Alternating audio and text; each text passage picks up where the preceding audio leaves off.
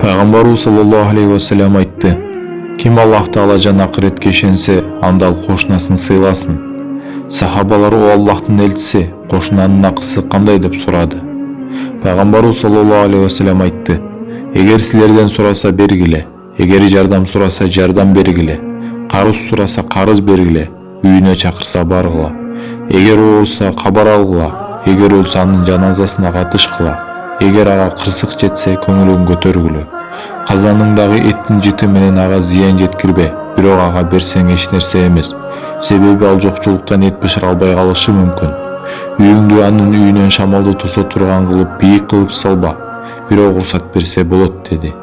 Эми бүгүнкү учурда кошунанын акысы берилип жатабы? Мамилебиз кандай? Ойлонуп ушул хадиске амал кылып жана башкаларга жеткирелик.